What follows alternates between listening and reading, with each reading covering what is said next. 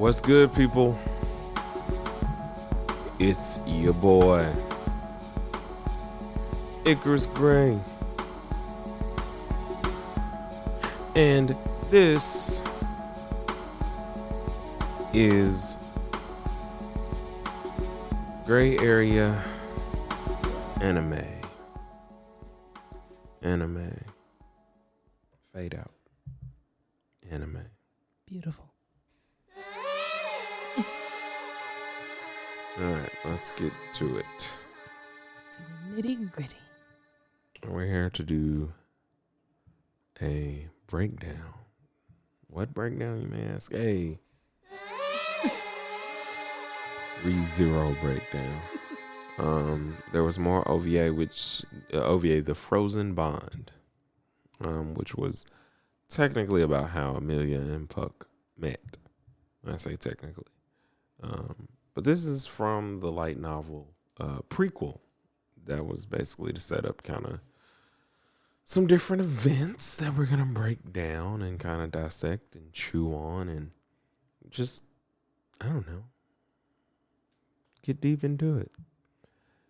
Because there's a lot, but it's a little bit easier to kind of break down just because there's not multiple timelines. There's not, trying to assess what Subaru's going to do or how he's going to do it. It's just a front to back story. Like, they're going to tell a story from point A to point B. You'll have questions, as we often do, but this was really, really good and really, really well done. As always, Primitive is here to do things. Moral support. I'm here for Sure. moral support. That's what I'm here for. This week. But yeah, The Frozen Bond. So this prequel is interesting in a lot of different ways. Because I think it shows Emilia for what she's going to be in the coming arcs. I think it perfectly articulates her internal struggles with herself. And kind of gives light to she is naive and still childlike in a lot of different ways. Right. And it shows in her, she doesn't know who she is. It just point blank period. And they didn't tell her a lot about who she was even when she was a kid. So identity crisis would kind of be like an understatement because she just has general good manners. Like she was at the point to where an adult was teaching her good manners. She learned those good manners, and then that's kind of where her time stopped. Because this is what I was told to do, and this is how people are supposed to respond. There is a time, most times as a kid, where, especially black kids, I can speak to that more than anything, where you're kids until somebody calls you black or until somebody acts a little different. And when we're younger, we kind of don't understand it. You might have an older black person who's explaining these things to you, but it's not clear, and it don't get clear until you get to a certain age and you're like, oh, like, for real? That's what this was about. And that's what I kind of felt like this prequel solidified in her, was a lot of harsh realities. And this one ran long, like it's a bit over an hour, so it's technically like a movie. And I know that the director's cut episodes ran about that long. Well, the other OVA, I feel like it was about that long. But so we start with a flashback of a lot of script on the screen. And the script on the screen is, you made an oath. If you involve yourself too much in her life, you can't do that, basically. And initially you'd probably be like, well, who is this talking to? And then we go from there to a family about to be attacked by a mob beast. and Emilia comes out of the forest to help them. And just when it seems like the beast is like, I'm about to kill everybody,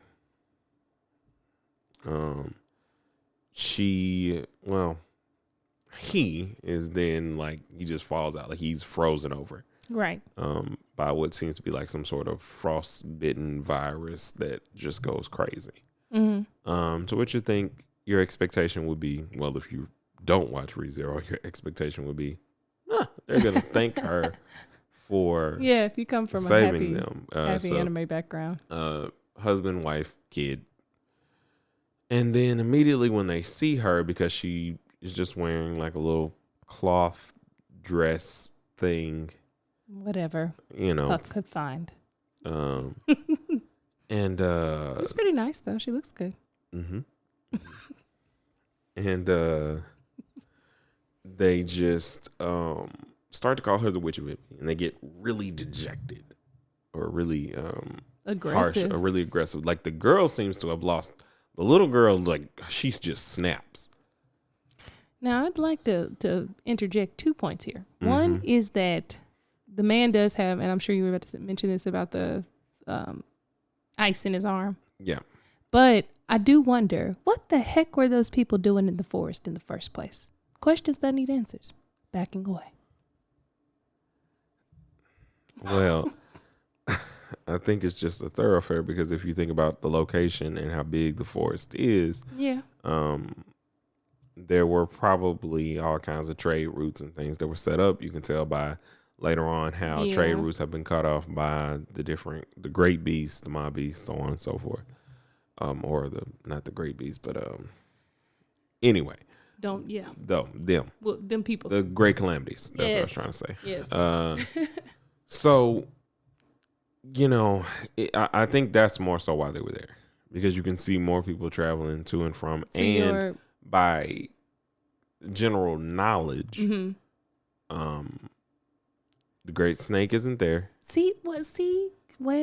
For them, and you don't know what happened in the forest. You haven't seen anybody and by this time, half the world's been eaten. There's a lot of different things. So all of this is true. Go ahead with your thoughts. I know. I was just gonna say. I'm just gonna say that all of this is true, but they knew she was in there, and I guess that's where my source of confusion. They knew she was in there. You think it was just like she was a myth until they saw her? That's what I'm saying. Like, she's one person in that large of a forest that she's not even done mapping. That no one else is there but her. Like, it just, so she just stumbled across. It's not like you make it like walks. Little Rock to North Little Rock in your brain of like, they understand. They're in the village. All of this. They like, know. You just have, I feel like you give way too much to people. Like, even if I understand, and we'll get to your big point. About we're not gonna get to that. That's fine, that was interesting. No. But no, like they're just traveling. Yeah. It's just not, happen upon a mob beast. It's it not happens. even. But it does. No, it does. I'm world, agreeing. Yes, it happens. You just know, happen upon a mob beast. You just ready to eat you. It is what it is. That's life. Just because it's one of those things. So anyway, before we get too bogged down in these things. So then you don't really know what happens to the family. Like, you don't know if Emilia snaps and takes him out. You don't know if the ice that got in the dad's arm kind of like spreads or anything. You just kind of assume she snapped. So then, she says to herself, well, I'll just stay here. I'll just stay here forever. Like, I don't want to be a burden on anybody. If they're afraid of me and all I was doing was helping, what am I doing? So then we get to her talking with Puck. Right? She talks to Puck a little bit in the beginning. Anyway, no. Well, she goes to sleep, right? She's alone. She goes to sleep. She has a dream, and yes. then she talks with him a little bit. She goes out to tidy up the villagers that have been frozen over. And then she's going to, I think, make breakfast or something like that, and realizes, okay, I'm gonna run out of supplies. I need to go into town. Right. So I'll take some of these crystals that I have and I'll go into town. I'm going to put my hooded cover on because I know how people felt about me the last time, or I'm thinking about their family. So she goes into town. She gets her supplies. The shopkeeper there gives her some new shoes because he notices that her shoes are worn down. To which when she gets back, she's talking to Puck about it, and she's like really excited because it's like we were able to talk, and maybe we'll be able to talk about the weather next time. Like I haven't really talked to anyone else. I haven't talked to people. You mean when outside she of got you. back from the? Actually, she was. I think she was saying that to herself at that point because it seemed like Puck had went to sleep, which was No, even she was saying it to sadder. him because she asked him about, well, hey, it was really nice. I got to finally, maybe next time we'll get to talk about the weather. Because he asked her, well, how do you figure that? Well, he knows that when you leave with those shoes, you're just going to mess them up. Oh, So yes, they yes, were yes, having that conversation. Okay, yeah. I know Okay. right where I know. So when they're having that conversation, a couple things key into me, like I was saying earlier, that again, these are the first couple of people she's had conversations with. Puck was the first person. Yes. The second person was probably him, and probably dealing with, maybe some of the kids in there saying stuff because they had a couple things I think to say Right. when they looked at her, but it wasn't like, I'm not sure, but I'm still afraid because there's characteristics of you that have told me to be afraid. Yes. So after that, I want to say when was that the nighttime part? When she goes to see him? Oh no! Now she goes to sleep and she goes to sleep after that. She has a pretty bad dream. And you don't really know what the dream is about, and she doesn't know what the dream is about. It's just there's snow going all over the forest, and you can see it freezing people, and you can see a flash of two very important, integral characters. One you may already know, one you do not. And we'll just leave that there because normally we'll spoil and we but we're not gonna do that this time. But this one, because it's coming up pretty soon, or actually I don't know how soon given all this craziness, but it's an integral part and it's really important, and I like how they did it because it was really cool because they show you twice in two different points this flashback. So she wakes up, she's talking to Puck about the forest and all these different names she has for the forest, and because she's been mapping, and he's like, you don't want to do something better with that? Like, and you just kind of get a better look at their relationship. Right. And how they are together, and it's really sweet, it's really endearing. You're kind of wondering in ReZero fashion, where's the turn? What's gonna happen, because there's so many wholesome things that are going on. And like I said, you just get more knowledge about Emilia's character and who she is. Because as she's talking, as she's saying things, these are common things, like I said, that you would just have common sense about. You be nice to others, you do unto others as you would want them to do unto you. All that jazz. That jazz. And she's exuding this in like such a innocent way. So, because it pretty much kind of fast forwards, because these are pretty much the only big points that kind of happen throughout the thing. There's that, and there's that moment between Puck and. Well, I'm getting there, okay. So, because that's the other part before that kind of before supports. They get there. So it's just the nighttime of it. So in the night there seems to be a lesser spirit, quote unquote, that has stepped into. He's like, nope, no, and Puck's like he dissipates the spirit. Is like, not now. She's not ready, and she might not never be ready. So I hope that we can just stay here forever. Yeah. And so they fast forward. It's early morning. He tells her, hey, I need you to know something. I'm going to go somewhere today. I'll be gone for a day. Don't leave. And if you get into something dangerous, run. Don't stay. Right. Just run. Exactly. Promise me you'll run. Mm-hmm. To which she promises him that she'll run. So she's going through, I think she's about to go get supplies again, maybe. She's just doing it. She's just out on her regular route, I believe. Yeah. and she runs into some bandits. These are human trafficking bandits, the worst kind of bandit, especially in anime where they are going to make you hate, literally disdain, the depravity of Chappy the boy. person. Yes.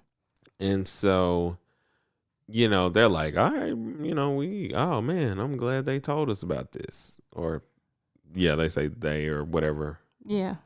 We got a good tip or whatever. We got a good tip. And so, like, we're going to take you. We're going to leave the village alone. And she's like, whoa, you going to attack the village? Please don't do that.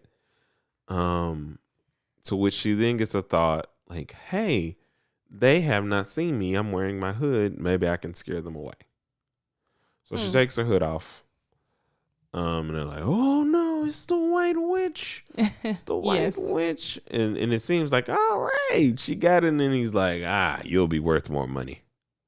Yeah, because initially they thought she was just a demi-human. Which, like I said, which even then still proves more to my point of like how much people don't know. Yeah. And how much people like assume about the witch of envy, and I still think that also like supports her reactions a little more. Like what I was saying, but yeah, it might, and I'll let you tell the people what it is in here in a second because we're almost there. So now at this point, she got to fight, and initially she's just being defensive, and she's not attacking them. And out of the forest come another mob beast, the same type of mob beast that appeared at the beginning of the episode, and it's not the same mob beast. You can tell by the difference in, I want to say, hair length and chest color, as well as the fact of the way the ice sucked the previous mob beast life force away. I don't know why that slipped my mind when I saw the second one, but I was fooled. I was fooled, guys. So, and he is messing them up. Oh yeah, like he made a bloody horror snowball slushy, a tiger blood slushy. Good Lord, don't mess up tiger blood slushies, man. Don't do delicious. Dry ice, or not dry ice, snow cone. Anyway, don't eat dry ice. Yeah, please don't. You actually can't. Don't do that. You'll die.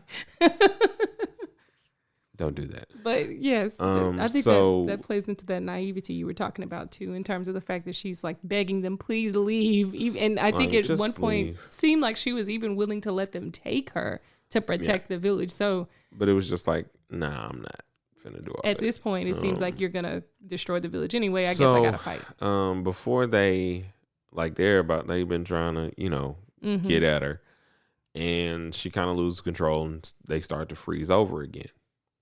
Now is at this point that she finally calls for Puck, but she passes out because I think she was more so trying to like contain her power, or maybe Puck put her to sleep. One of the two. I think Puck put her to sleep. I think he was like, you need to relax because you've done a lot. And so at this point he's like, hey, how you doing? What you're not gonna do is this.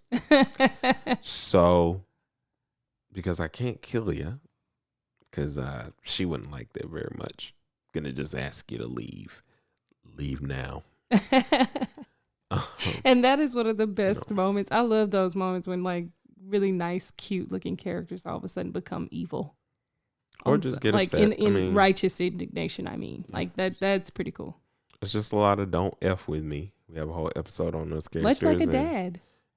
Or much like any anime character that don't push cares about another anime character. That's very true. Just don't push the nice characters to the edge. The ones that seem like the most quiet or the sweetest. Don't push them in a corner. Yes. And never, hardly ever mess with the characters that do seem to have a loving relationship for somebody. Go back and listen to those episodes. Guys. You can look at Juvia and Gray or whatever you want to look at. Do not mess with Gray. Don't or mess. Juvia. Really? Well, that's what I'm saying. Like either or Gargill and Gargill and anyway, I'm going way out for a whole other subject.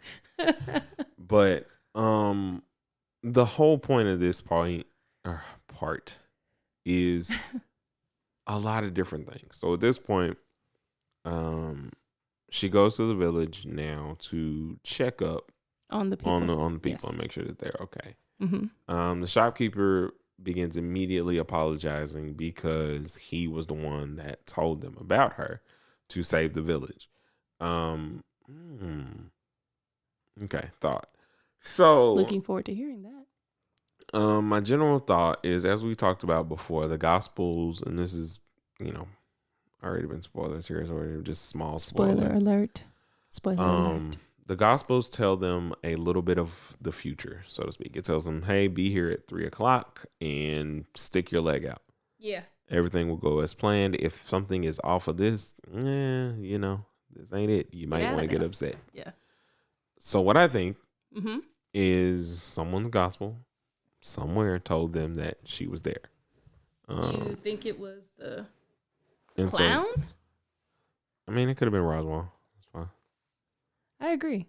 I totally agree with this. Just because it's a possibility. They had to meet up later anyway, and the only two people who would still know who and what he is would have been Roswell and Beatrice. Yes.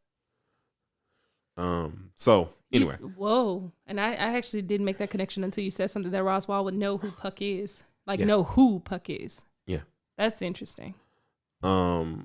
So now they're about to have a conversation, because initially there's a bit of a switch, and he's apologizing, and she it first hit her that, oh, this person that I was really nice to actually did something really messed up.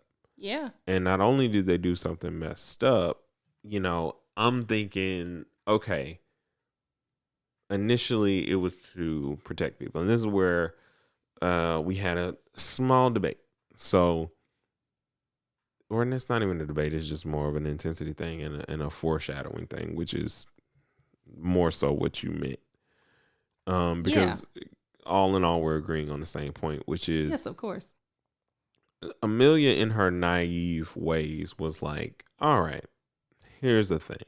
I'm upset, but I've also realized that it's kind of futile for me to try and have relationships. So with that being said, what I'm going to do is I'm going to sear this image in your brain. Don't mess with me. If you think I'm this witch, because she didn't know any, and this, later on in the episode proves more what I was trying to say at the point. She didn't know anything. Because she's just still in the bubble of coming out of that freeze. In a slight bit of amnesia. And so that was more so to me. Is that what we're calling it? A slight bit of amnesia. Because it's not a lot, because she still remembers so much. It's just she's blocked off, just remembers the most wrong. repressed. Yeah. So it was just more of a pure anger to me, because you had no understanding of even, because up until that point, she still has no understanding of why. And I agree with you. I do not disagree that. So here's my thoughts on this, audience. So I don't know. I do not disagree that she did it in anger. I think she definitely did. I think that likely unknowingly, I wouldn't even say either knowingly or unknowingly, the way the animators changed her face to show not only the level of hurt, but rage, I feel. And I mean, as close to rage as Emilia can feel, kind of looked like the witch version of what Emilia would look like, because my argument is that they could have drew her a different way, but the change in the eyes, anytime you see a change like that in the eyes, it's usually evidence of some other personality or something else within a person, another side to them that we never see. And I think that that's potentially related to the witch gene in Emilia. Now, I haven't read everything, so I don't know, but that's my support for that is the fact that when Echidna, who knows she's a witch, and other witches have that switch moment where they go from being sweet to all of a sudden you realize why they're a witch, like that they're doing that intentionally. They know who they are. They know the fullness. But Emilia unknowingly has channeled that witch-like rage in the way she talked to that man. That's my argument. Hopefully as a shout out to what witch Emilia would look like. Okay. Forget you, man. I'm just saying, K. There's a lot in that K. Yeah. I got nothing more than just, like I said, it's just a theory. I just think it's a theory. It's just a theory. And I think it's more I think it's a fun theory. Well, I think it's more of an expectation of what They like I totally said, it was shatter just an that. intensity. It was just an intensity. I think that's it's cool. all I think it was more so that was being displayed. It's just, again, only because of things that happen later on in the episode. And like, and here's why I don't think it's in order to use that. Like, because not so like much I'm saying, that I don't you think have it's to intentional. know. I think But she this just is why I'm knows. saying, like, I think that it's given her character. That's why I think it's just more of an intense. Like, I'm upset, and like at the end of the day, like I just won't do this anymore. Like I don't have to do this because immediately she gets back to the forest. She's talking with the lesser spirits, and then this big black thing attacks this mob beast. Like this very powerful looking mob beast. And you're like, whoa, I did not know that the blob was a real thing. Yes. And what's going on here? In Lugnica, there's the blob. Yes. Okay. I think that's how you say it. I don't know, but I'll just let you run with it. Really? Wow. You gotta just let you run with it. When you jump out the board, you like, hey, like, man. I'm not ashamed. You don't have to be. That's the confidence. That's what I'm saying. I'm going to let you rock with your confidence. I'm not going to correct you. I'm just going to let you be loud wrong or loud right, whatever loud. However loud you are. You say which one you believed. It says Kingdom of Lugnica. That's what like says. I said, whatever makes your pie. Forget you. So now they are, or Emilia, I said they. Emilia and the lesser spirits are fighting this thing because she realizes, they might get to the village, which shows again she still cares because it's Emilia. And she makes a makeshift snowboard. It's really cool, and she's snowboarding down the mountain, kind of fighting this thing, and she's about to be overtaken when she goes Super Saiyan Blue. Is that yeah? That's what I would call it. Yes. And is encased in ice, and to which her mana just starts to go out of control, and so you can see that it's starting to like freeze the air and take things in, and she's trying to like breathe, to keep herself calm because she's probably never used that much of her power because again she does not understand even what's going on with her, and so. She gets through that, and then after all of that, here comes I can't say his name. Chap, that's his name, Chap. The Chap version of you gonna let me? You want me to spell it? You want me to try to say it? Just you spell it, because no, I don't. MELAKUERA.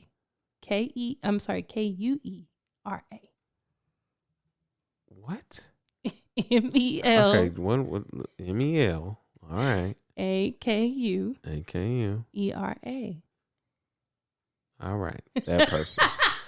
You can call him Mel. Move along. Call him Mel. Stop it. What? Back away. Okay. Thank you. Mel. I just said okay. No. I want to wash your window. I want to clean. I clean. That is no, not thank you. Like, how I am. You're $5. I need $5. I clean it. No. I'm trying to help you. Okay. I'm thinking about you. So, anyway, that dude. Yeah, that's what I'm going with because I don't even feel like it. Just because sometimes I'm not even going to butcher it. I'm just going to let it rock. That's why I said, but okay. Nah, after trying, you like be like 5 times of trying to say the name. That's why I wasn't going to try. I said, that's why I asked you. I'm from, this may age me, but I'm from the generation where we were taught to sound it out. That's cool. Anyway, I'm moving on. I'm just going to move on over that because we're losing daylight on these points. So, that dude, the fire dude, pops up, flaming horse dude. But it's the Chap dude first. It's the Chap version of him first. None of it is needed. None. I think that's important. I know. And this is why you back away. Because you know how deep in the mud we are about not moving the point forward because you've had to make your points. Just go for it, man. Okay? I'm trying. Go. Are you gonna stop me? I'm gonna let you go. All right. Handle your business. Thank you. You're here.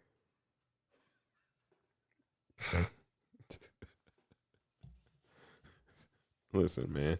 If you're out there, great producer who will not step on all of my story for their own enjoyment. They have fun. So much fun. Stepping all over me. I do not. Oh, you enjoy it quite much. Anyway, let's try this one more time and hopefully the backing away will be in full effect. All right. So they be fighting. What? Okay. They be fighting. After all of that, that's they be fighting. All right, baby. I'm trying to listen, you know how much time you've taken away from me getting forward, then you're doing it again. It's still trampling. We can't get forward and now I gotta say fighting. I gotta shorten it so we can get to the good parts. So they're fighting. You've seen this character before. You've seen him talk to Puck because they had they've actually, Puck and old boy have started to fight before Emilia really got into this fight. Because his whole plan was, to divide and conquer. So he sent Chap to deal with Emilia. Good job, baby. Oh my God. Just what? Why? Why? Moral support. Of what?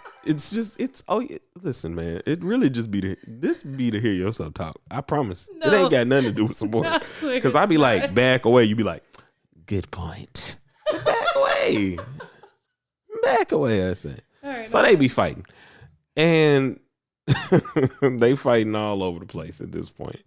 Puck is in a duel to the death with old boy.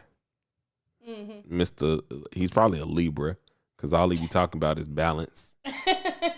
So maybe you're right. He's probably a Libra, I don't know, one of them moons or something y'all be looking to. I don't know. There's stuff these new age kids be doing with their crystals and their sage. Do not. There's a lot of crystals in this episode. And I'll let you go. Anyway, y'all. So they fighting a lot. Millie goes Super Saiyan Blue. She figures out, or on the black thing, which then turns into old Chap, red Chap, fire Chap. Yeah. And he I formed a contract with this dude because I hate you and your spirit so much. What? Bruh, you just tried to sell me. I let you live, and then you was over here trying to snitch to get me killed because you lost. Yeah. And I let you live, and you hey, mayor of this town, there's a witch. Well, actually, I've been told not to do anything by this young guy right here. Who is this young guy? Hello, I'm Puck. I told you to leave and leave her alone, did I not? So that's why he did it, which is it's the most paper thin reason to become a villain. But like I explained in Prima Diva, I was I know it's just there for the story aspect. Yeah, plot device. So now he's yo, I'm about to get you, bro. So they start fighting. Mm-hmm. And she's like, you half demon. And she's like, what? What's a half demon? What is this you talk? What is this you talking? Who am I? Who am I? So it sends her in a spiral, realizing oh, you know something. Because you're saying stuff about me that, you're being mean, but you're also being honest. Yes. And she can tell that. You must be telling the truth. You must be saying something that's intriguing. Well, all right, bro, who am I? And he was well, I should actually just call you half elf. And when he says half elf, that's the first time that her brain has probably even recognized those words in years. I mean, she has probably been referred to as a half elf in some way, shape, form, or fashion, but it's not in a bad way. Mm-hmm. It's probably just in a, baby girl, you a half elf, or your daddy in this, or even if it mattered. Yeah. But in any sense, the term brought something back to her. I mean, It could have just been elf in general, but I think it was just that general term that she's heard before. And again, they show the flashback of those two pivotal characters who are going to be very important in season 2. Mm-hmm. I cannot wait to see them drawn. It's going to be amazing. And they get to kind of fighting again, and Puck shows up to kind of save her. Because the dude's kind of they don't get to fight again because he's just kind of ridiculing her. And when he's about to attack her, Puck takes him out. to fast forward, then it seems like Puck gets taken out as they're all calming down and like, oh, yeah, you finally called for me. You know, really sweet stuff. Then, Puck gets shot. Yeah. 6 times. With fire arrows from Legend of Zelda. Okay. Mm-hmm. And he's fading away. Mm-hmm. And he's in Emilia's arm. He's like, listen. Well, I'm skipping. So, that dude, as we're going to call him, decides, he's like, listen. He's like, what are you doing? Emilia's crying. She's like, what? He's like, what? Well, Puck is like, what are we doing here? This is a child. This is a child, man. A kid. Yeah. A kid. She knows, like, she not get to choose what she wants to do with her life. And what I'm realizing is I think a lot of what people are holding against her is freezing the forest over. That probably did a little bit more than what she thought. And they're doing it because her power is great. Her power is incredibly destructive. But her reasoning in behind unleashing said power is more than warranted. Yes. At that age. Mm-hmm. And I think that that's what he's speaking to and from. It's like, we would have done the same thing. You know, we would have done exactly what she did in given the situation. Does that not matter to anybody? And he's like, nah, bruh. It's like fate says she's going to die, or fate says she has to die. Well, can't fate change? What? Fate can be different. Is that your version of Puck? That's exactly what he said. No. And so backing away. Okay. And so fate can be changed. And then he looks to me and says, will you form a contract with me? And she's like, oh, wait, what? You didn't want to do this before? Well, you never mentioned a contract. But why? Sign on the dotted line. I will sign it again. Yes, 1,000,000 times. Yes. Wow. That was so then great. You know, before, and a funny anecdote in the middle was, old boy was like, man, I'm about to hit y'all. And Puck is like, bruh, chill out. You know, this is real. Which contracts in this world are everything.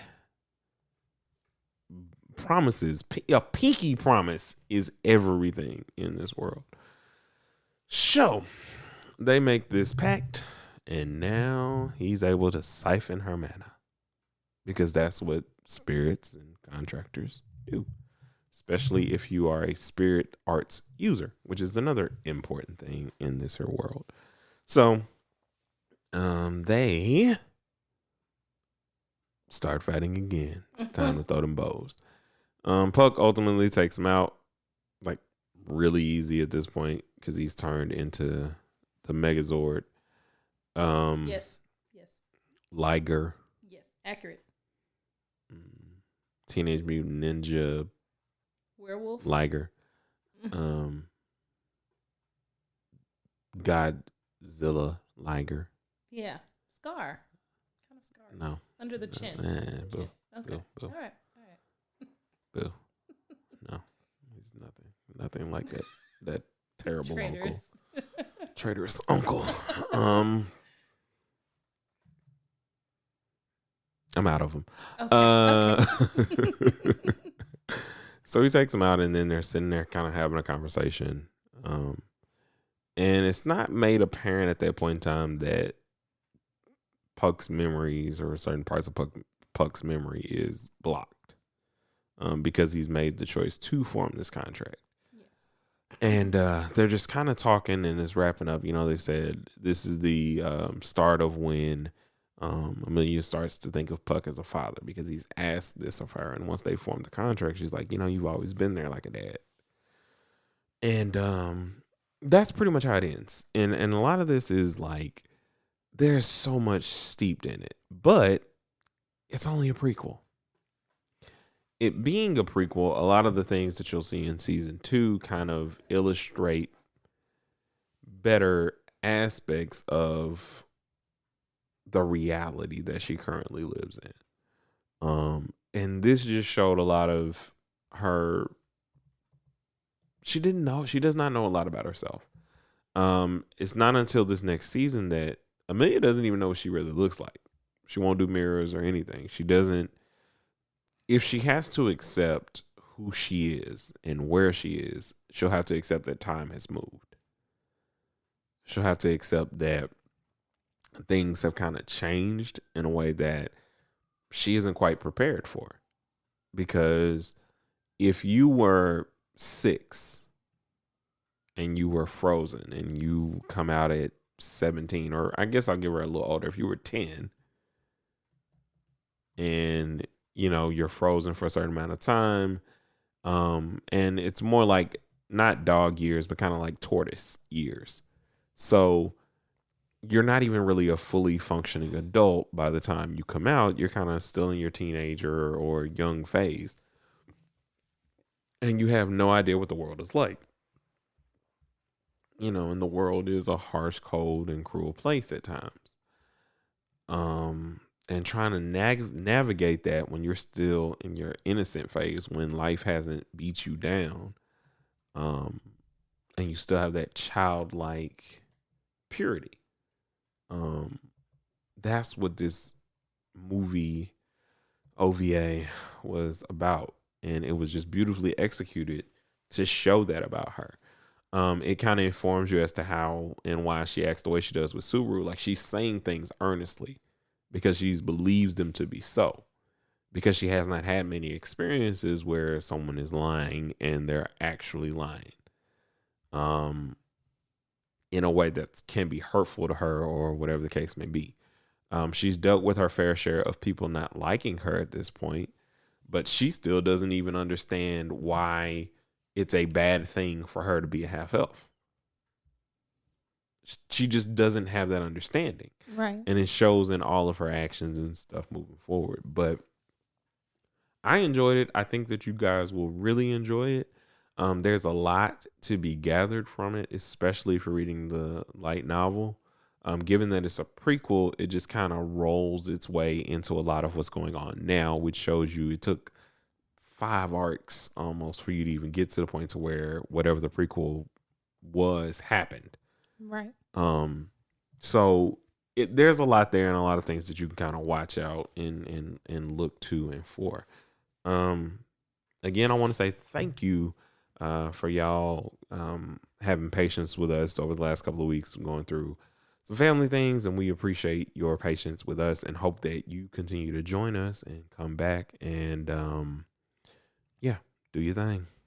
If you would like to interact with Icarus, you can get at him on Twitter at Icarus Gray.